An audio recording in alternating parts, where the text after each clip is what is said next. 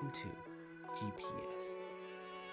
Over here, we will talk about real life events, real life struggles, and how to get through it in a biblical perspective. Not only that, we will also be having fun, growing with each other, fellowshipping with each other. Because in this walk, we can't do it alone. So, if you're ready, let's break bread. Alright. Welcome to the G.P.S. podcast, which is also known as God's Place Steps. In this podcast, we will be talking about real life issues and looking at them through a biblical perspective and also in a practical perspective. We will answer questions from From all over. Yeah. We have a range of sources. So basically, of course, we have two bright minds here. So we're going to have some questions that we have on our hearts and minds.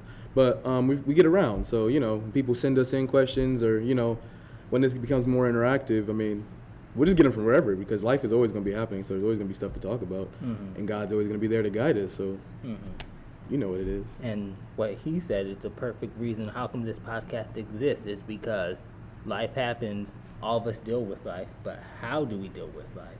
What do we do when trials comes? What do we do when hardship comes? What do we do when we get lost? Mm-hmm. Use your GPS.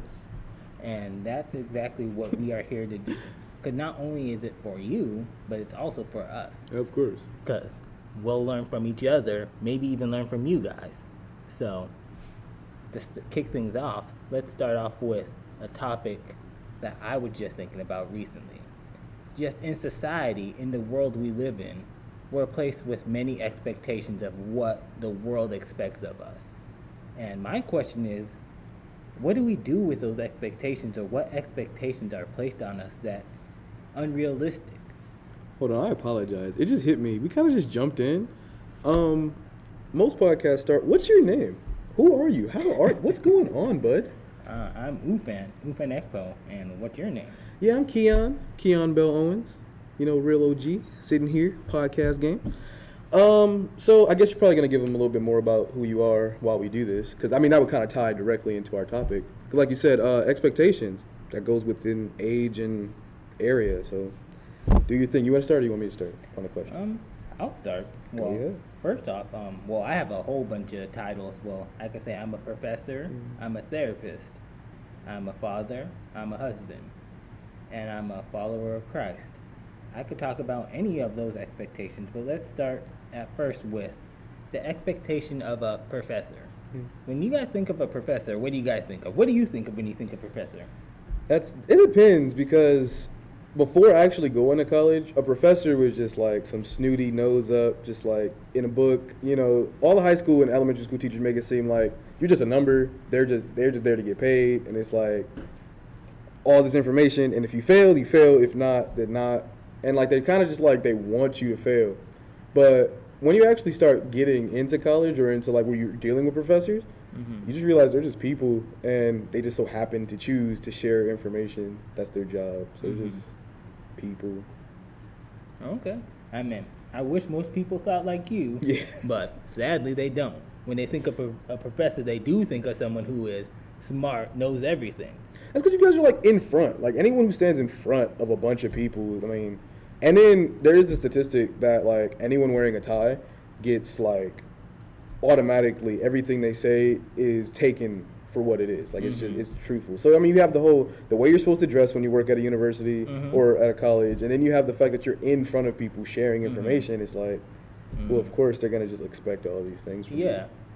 And even we didn't even talk about what even people expect of how a professor should look, the age of a professor. Exactly. The funny thing is, usually when I teach classes, what I like to do is the first day of class, I'll sit with my students dressed just like them. And just wait like 5 minutes because no one knows who the teacher is because they expect the professor to look like an old guy with a tie. Hair. Yeah, silver hair.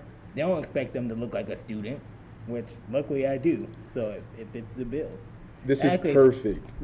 Perfect. Okay, so just for you guys, so it's not scripted or anything. That's the perfect thing. So basically, it's all Christian focused, and God does what He's going to do.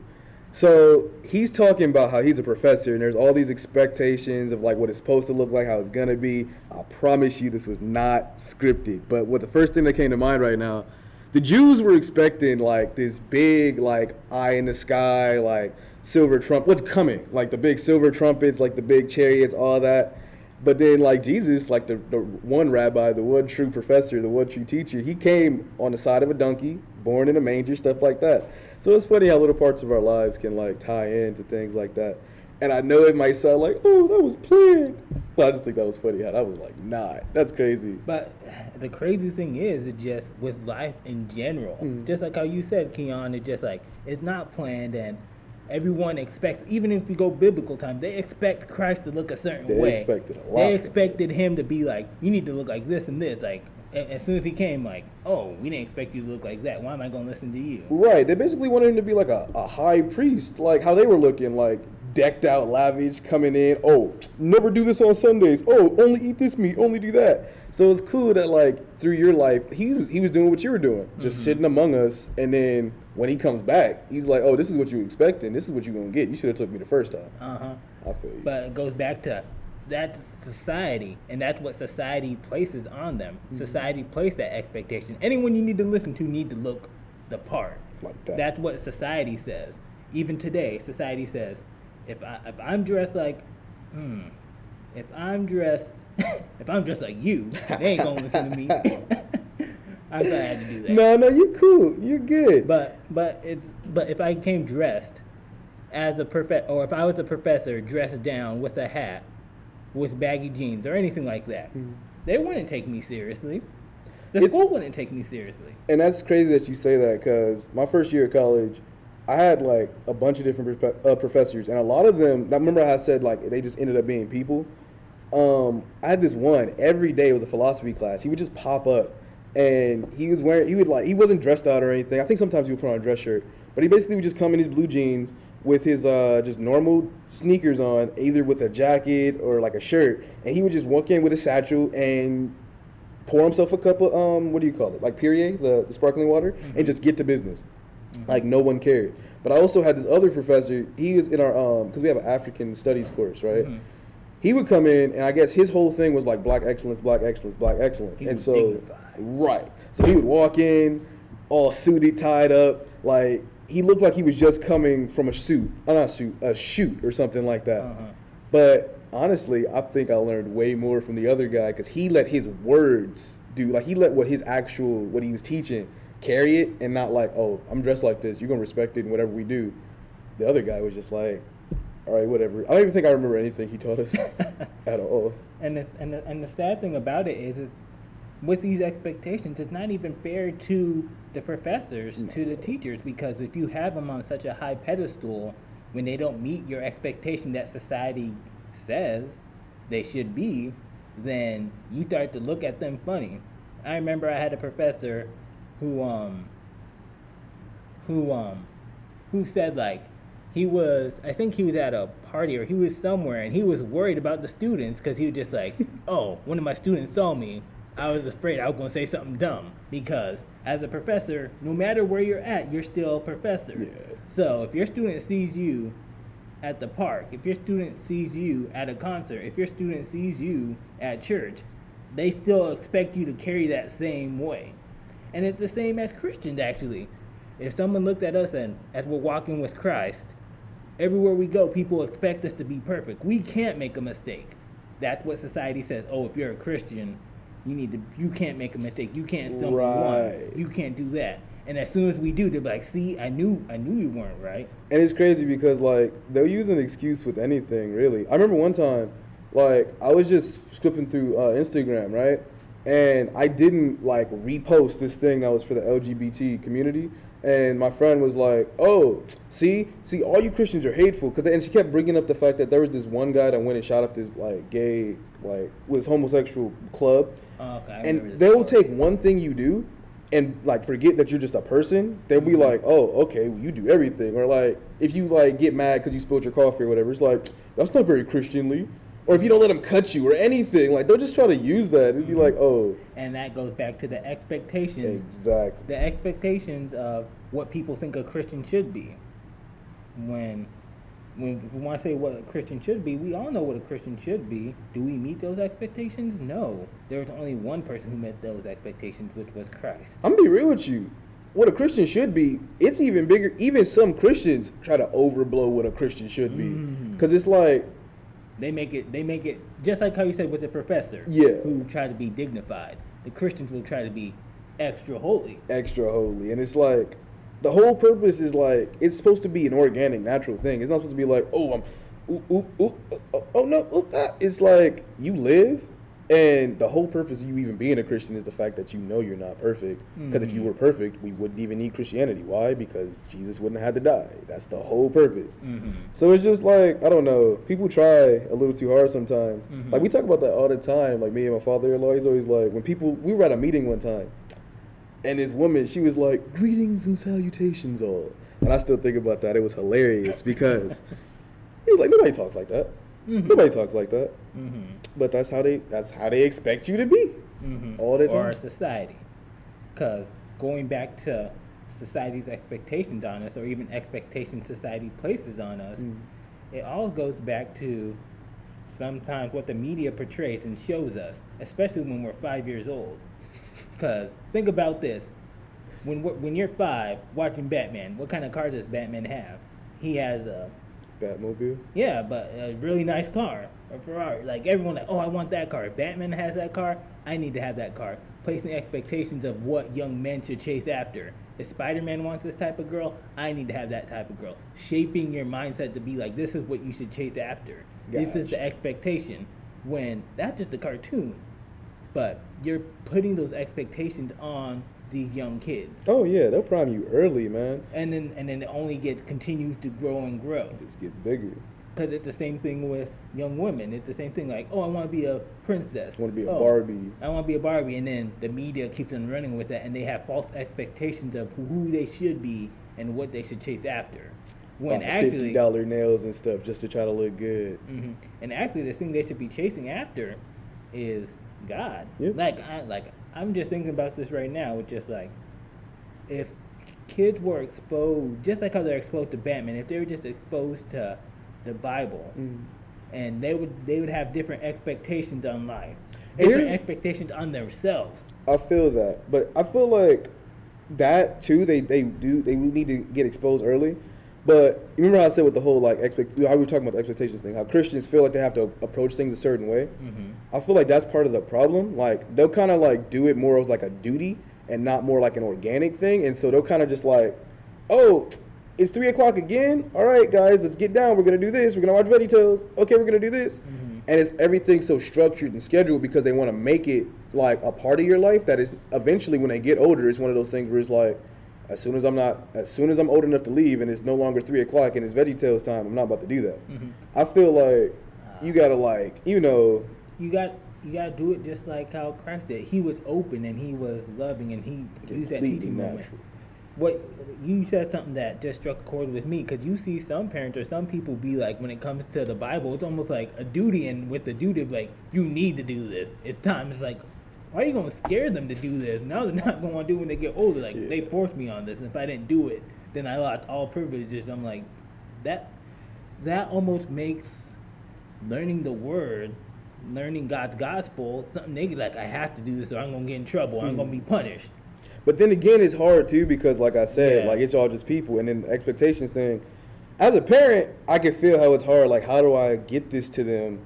I'm expected to be the one that like feeds it to them and gives it to them, but like, how do I meet that? You know, without being just like the iron fist. So it's rough on both sides, taking it and trying to be the one that tries to give it to them, right? Yeah, I get it. But I think the perfect example is Christ. Like we were saying, it just because he was never the iron fist. No one wants an iron fist on them. Even when we go to God, God does not have an iron fist like, you need to follow my word. He just shows us his love. And actually, that's the thing, is he shows us his love and tells us that he loves us and shows us that he loves us. And then we're just like, I want that love that he has. He's not with the iron fist. But sometimes people just get confused or get it mixed up and say, I need to have an iron fist to teach the word, to teach my children.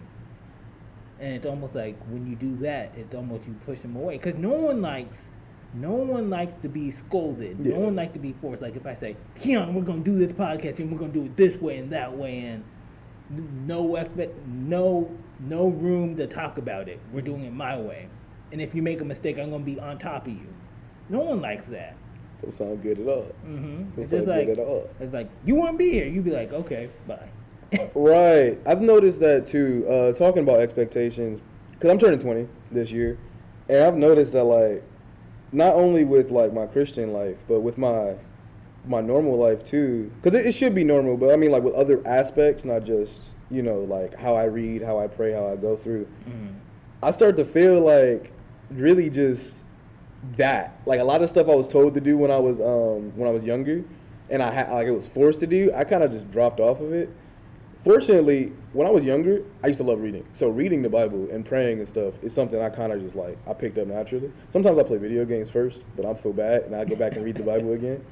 But it's like, so that's not one of the things I dropped off. But I mean, it'll happen like that too, because like we have all these expectations, especially, I feel like it comes back to like our area. Like we live in California, and we're African Americans, like minorities in California. I've noticed a lot of us have like, when the parenting comes up, because we have this image that like, oh, you got to work 2 times or 3 times or 4 times harder just to get noticed over the other guy.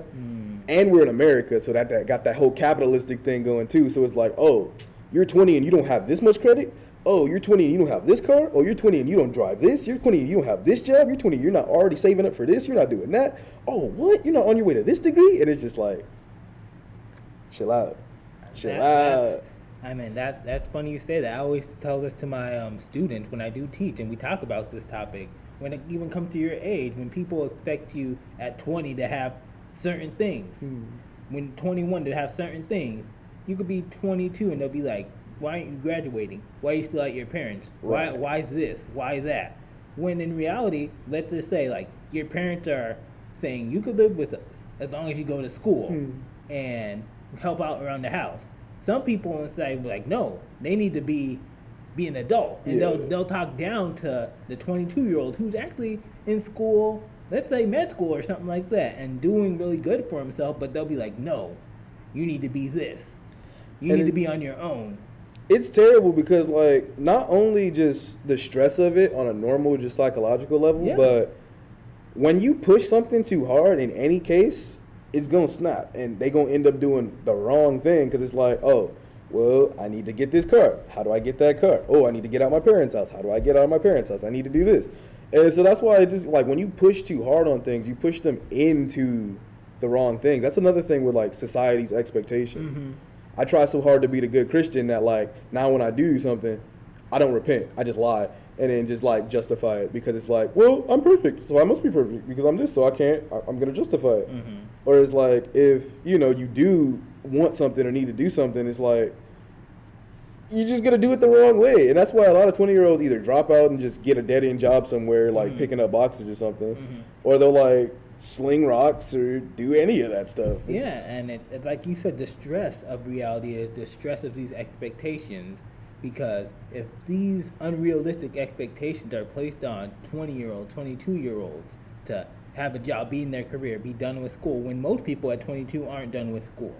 But when people have those expectations, I've seen that with friends that I have will be like 22, or even when they're like 25, 27, they'll be like, man, I feel like I've gotten nowhere in my life. And they feel depressed and be like, man, I'm just worthless. I'm like, you've done better than most people. But because you're focusing on what society says you should have, mainly social media, because you see other 20, 25-year-old, 27-year-olds in their own place starting their own family, and you try to measure yourself up to them. And just like, how come I'm not there? I feel like when we're that's about to only cross. a handful of kids. I feel or you a whole said. handful of people. We're getting ready to cross right into the next topic. This is going perfect. Expectations, right? What else? What's a big expectation that people are like, oh, you're this age. You need to be this by this age. Oh, married. Marriage. That's a good topic too, and especially because one of my friends just asked me this question: is why don't people get married nowadays or don't want to get married? And it's a good question because we see a lot of people don't want to get married. It's just like, but why?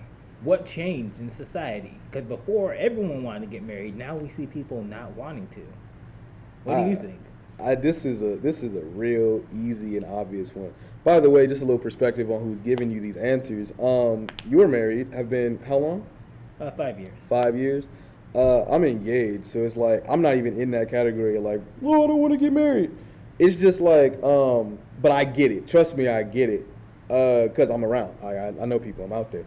Basically, the younger generations now, they're realizing like we're a real practical based society. So it's like, you do this, you get that. You do this, you get that. You do this for that. And nowadays, people are just in situations where they're making their own money. They're not like, they don't need extra 20 kids to tend the farmland. They don't need like, they're not gonna die at 32, so they need to hurry up and get their life over with and go. They feel like they're just gonna, like, and things have gotten harder. You need much more education now just to even get a job, a basic living situation. So a lot of people are gonna like work on the other parts of their life, and they don't feel like they have time or energy to even be in a relationship like that. And then tying back to the first topic, you see grandparents where it's like, oh, we've been married for 65 years. We went through this and did that and yada yada yada before social media and all that and all the stuff that's going on. So then it's like, I couldn't possibly do that. I'm not mentally ready. I'm not mature. I got to do this. I'm going to stay here and just do it. And so it's like they're not ready for it. They feel like, so no one wants to take that jump or take that leap through faith and through love because all the expectations and stuff. And on top of that, like, they feel like, what's the point? I've already got my degree. I'm already doing this. I got to do that. Like, they need to meet me here. You know, it's like. Mm-hmm.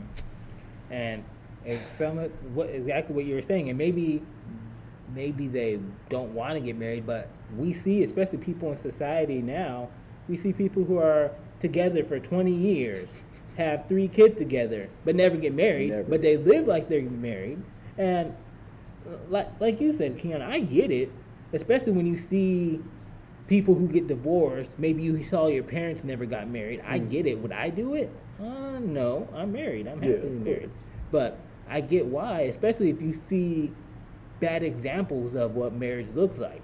And in today's society, we see that often.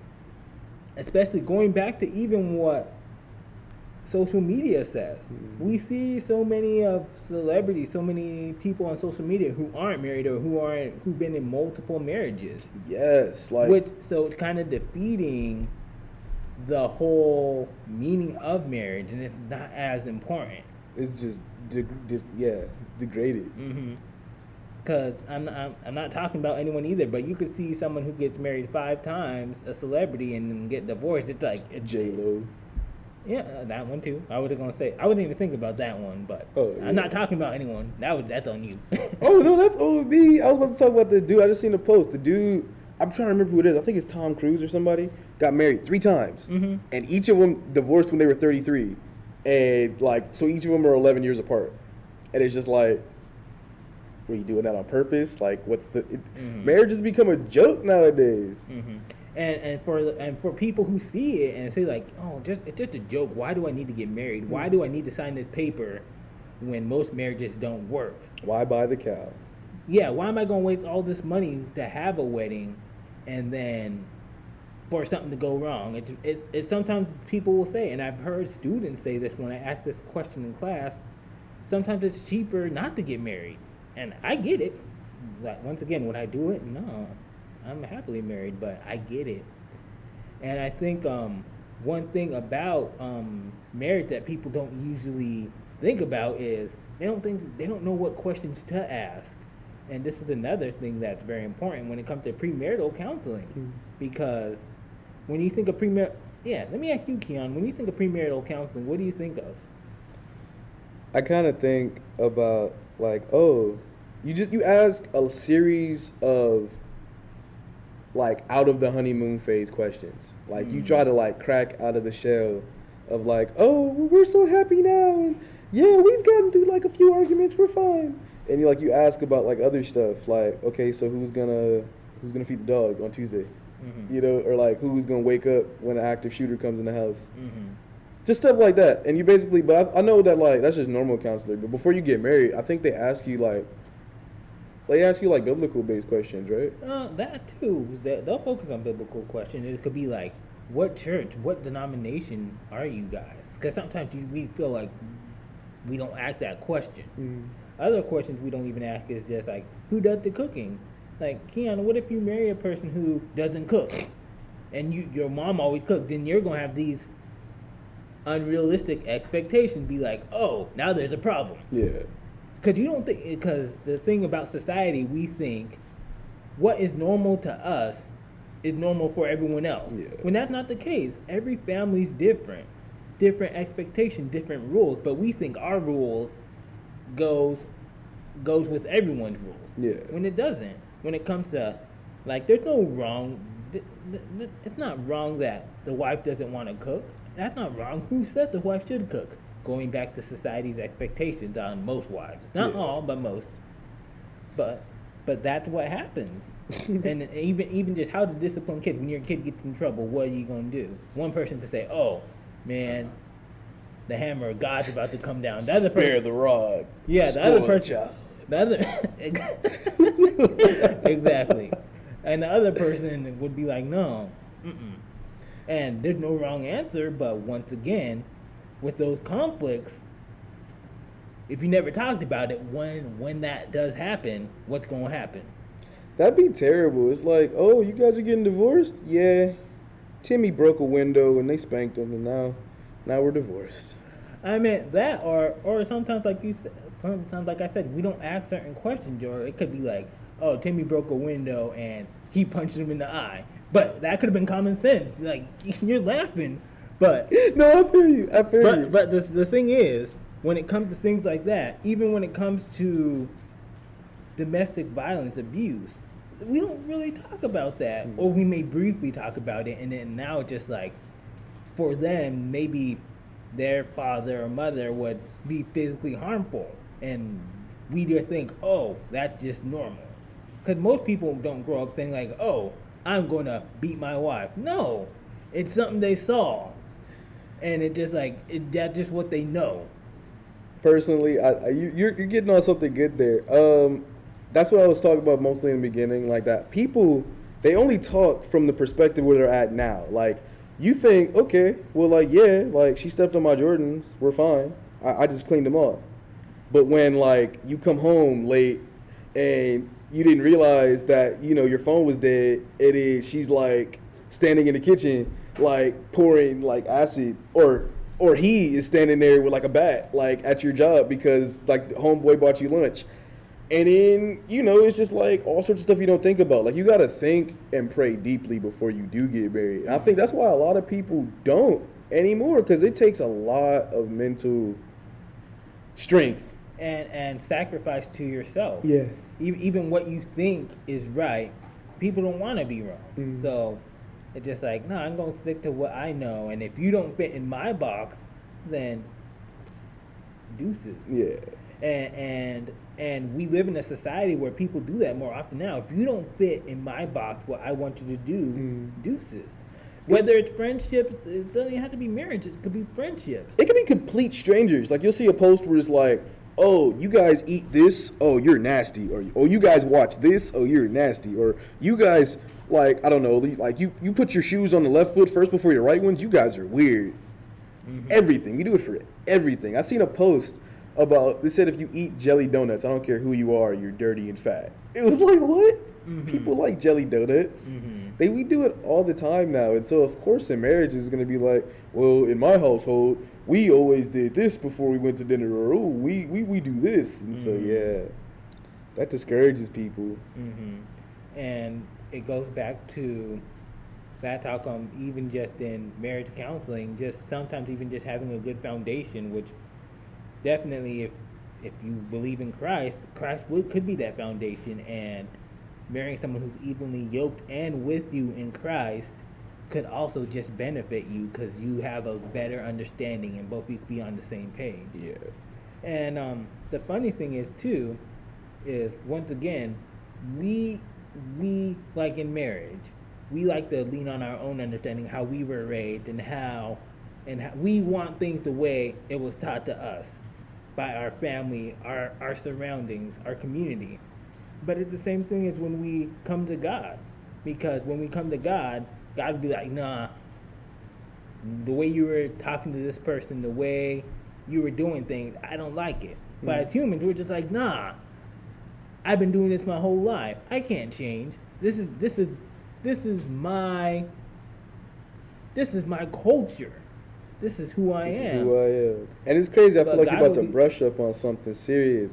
Because, we are referred to as the bride of Christ. And so that's a marriage. And so the same way a lot of people are refusing to get married nowadays, a lot of people are refusing Christ nowadays because it's like it takes the same things. Like, you got to really try. You got to put a lot of effort in. And so the same thing with Christ. Like, the only difference is he's supposed to be the perfect model. So, like, the way the Christian-God relationship is supposed to work, it's supposed to be the same way like the person-person relationship is supposed to work in marriage. And so that's why it's funny. Like, that's why people are rejecting him and they're rejecting marriages because they don't want to do any of those. And that's exactly why, in regards to whether it's marriage or just any relationship, when you actually look at the Bible, out of the 10 Commandments, he mainly focuses on two things: the relationship with God and the relationship with others. It doesn't talk about anything else, just those two things, and those two things correlate. Because how you believe and how you love God is how you're going to treat others. Yeah. And that's how you're going to treat your partner. I don't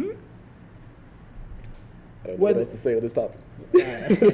I meant whether it's you're too busy to pray, or you're too busy to if you're too busy to pray because you want to play a game or do something like that. When you get married, you're probably gonna do a very similar thing. I'm too busy to attend to my wife, to my children. I want to play. Or to my husband, because men and women podcast. Yeah, gonna be one-sided. Yeah, definitely. But going back to the Bible, and just how we were talking about, He wants us to love him just like how he wants us to love him and love others. Those are the main things he wants us to do. But going back to God, there's a segment I want to talk about, which is I want to call Flex Time. Flex Time. Because when we think of the Bible, going back to expectations, actually, the expectation people have on Christians, the expectation people have on Christ is someone who's soft, who he let people do whatever he wanted to him. But that's not the case.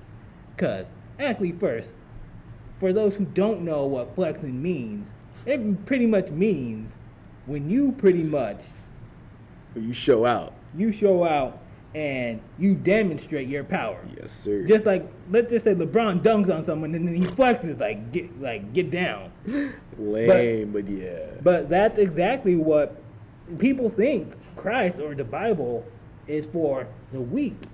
But that's a flex book. There's so many flexes in here. And this is what Flex Times is about to be. We're about to tell you a story, just one, of a flex that happened in the Bible. You have one or I have one? Definitely. You go ahead, because I got one. As soon as you sent me this, I was like, I know which one. Okay. So we're going to focus on this one? Hey, we can start with yours. Go ahead. We can start with yours. Okay, and the next week we can do yours?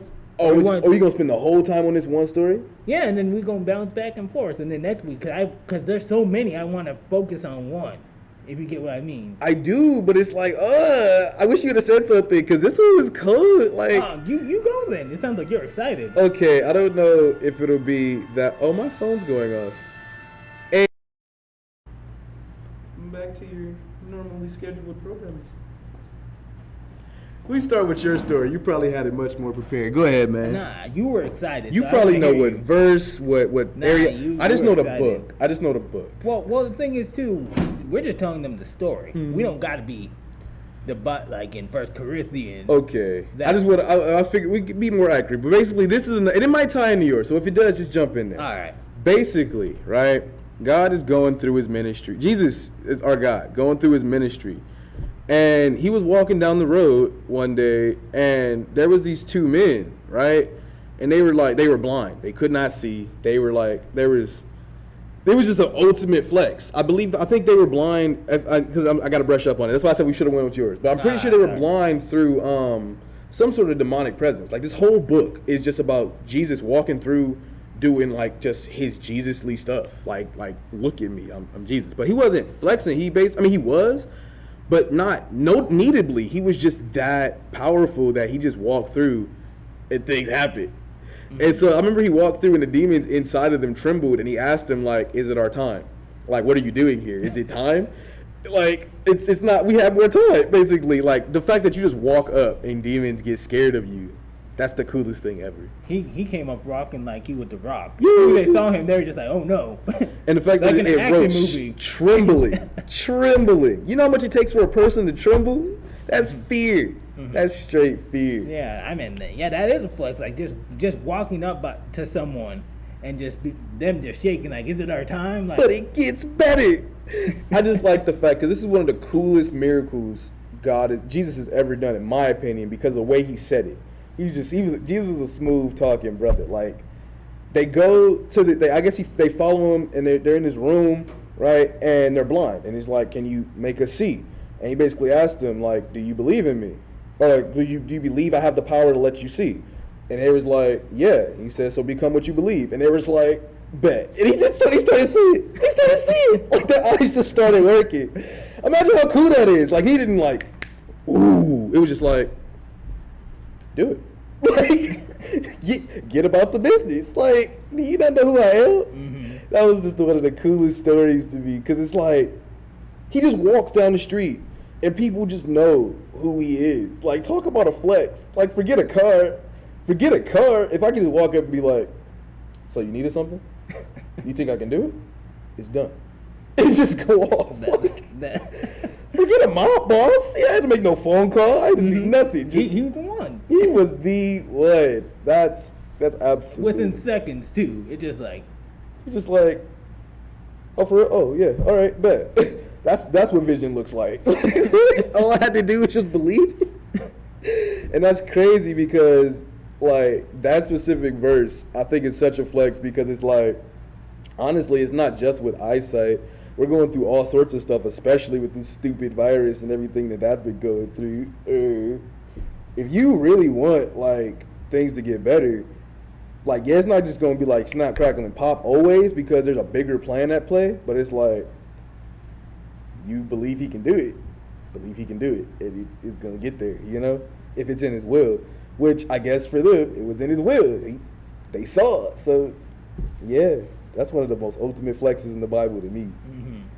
And I think I'll share mine too. And I think our guests that we do have come, they could share theirs. So everyone's going to come with a different flex. But since we're starting off with just us two, we could both share our flexes that we like in the Bible. All right. Well, I like yours, but mine, I mean, Jesus is cold. Like, pretty much. Let me tell you the story. And we all know this story, but I don't know if you know how significant it is with the flex. So pretty much Jesus knows he's about to die, that the people are about to turn on him, and he's just sitting there eating normally, like not like pretty much just having a conversation like me and Keon are having right now, and the people come bursting in the door, grab him, and he's letting it all happen. His disciples even say, "Oh, we're about to fight." One of his disciples, Peter, cuts off someone's ear, and he was just like, "No." He grabbed the person's ear, puts it back on, heals him, and then lets people continue beating him. And when I'm talking about beating him, I mean they beat him. The whole city. Just imagine the whole city just coming to beat you, and you did nothing. And they're calling their friends, they're calling their dogs, they're calling their babies. Everyone just after him, and he's letting it happen. You got a point. And then he just lets it happen, and then they put him on a cross, making sure he's dead, thinking they won. For his clothes. Yeah, thinking they won. They're just celebrating like, yeah, we showed this guy, and it's not even done. And Jesus let this happen to go down to hell, just to flex on Satan and say, "Oh, you thought." I'm gonna snatch them up real quick. Yeah, you thought I was done? No, I'm here for you. And then he pretty much kicks Satan in the face, takes his people, and leaves. And the people who thought they killed Christ shows up 3 days later and says, "I'm here." How trippy would that be? They thought they had the whole city come and beat down this person, make sure he was dead, or they thought. And then he comes back 3 days later and says, "I'm here." You're right. I mean, that's a huge. It's just like, what else can I do? Jesus came back and didn't even use doors no more. He was just like, I'm done. They was out there in the upper room. He was just like, so, what's up? Just like, I'm back. It was such a big flex. Even his disciples didn't believe him. Like, what? We saw the whole city beat you and we ran. Absolutely we didn't want to right. be there, but you're back.